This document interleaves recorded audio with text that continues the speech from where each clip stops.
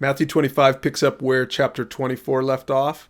So if you read 24 and you were getting nervous or maybe getting introduced to the idea of the rapture, well, get ready because we're going to get a little bit more about the end times. Jesus is going to give us a couple of parables to help us to understand not only what's going to happen at the end of the world, so to speak, but really also how to be ready for it. Let's take a look. The first parable is about bridesmaids. There's 10 of them.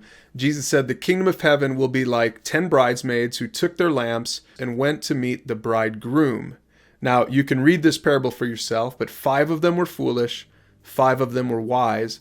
And the moral of the story comes in verse 13. He says, so you too must keep watch, for you do not know the day or the hour of my return. See, 5 of them who weren't quite ready, they ended up missing the party. And that's kind of his point. Jesus is saying, someday I'm going to come back and I'm going to take those who have trusted in me to be with me forever. The next parable is more of the same. Jesus said, again, the kingdom of heaven can be illustrated by the story of a man going on a long trip.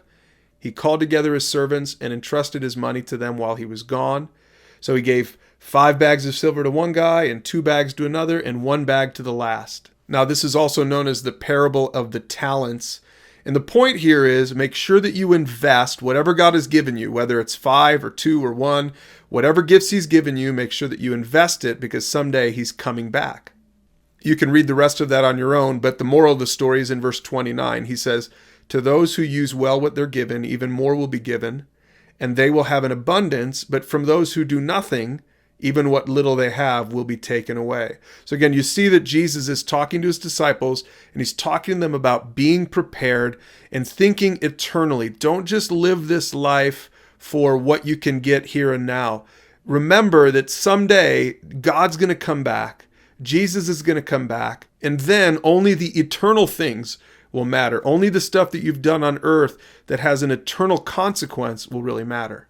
And the last part of this chapter is even more frightening because Jesus says, when the Son of Man comes in his glory and the angels with him, then he will sit upon his glorious throne. All the nations will be gathered in his presence, and he will separate the people as a shepherd separates the sheep from the goats. Now, the sheep are the good guys, the goats are the bad guys. Now, in this parable, Jesus said the sheep were nice to him and they loved him and they clothed him. And the sheep said in verse 37, Lord, when did we ever see you hungry and feed you, or thirsty and give you something to drink, or a stranger and show you hospitality, or naked and give you clothing? When did we ever see you sick or in prison and visit you?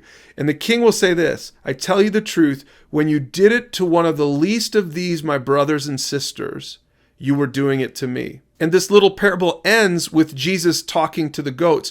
The goat said to him, Lord, when did we ever see you hungry or thirsty or a stranger or naked or sick or in prison and not help you? And he said this, and this is really scary. He said, I tell you the truth, when you refused to help the least of these, my brothers and sisters, you were refusing to help me. And then he says in verse 46, and they, the goats, will go away into eternal punishment, but the righteous, the sheep, will go into eternal life.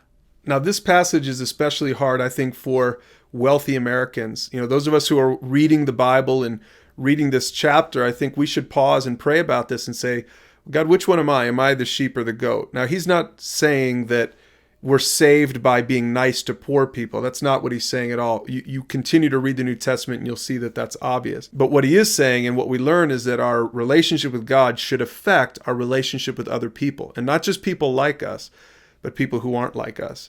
So go ahead and read Matthew chapter 25 and we'll see you tomorrow for chapter 26.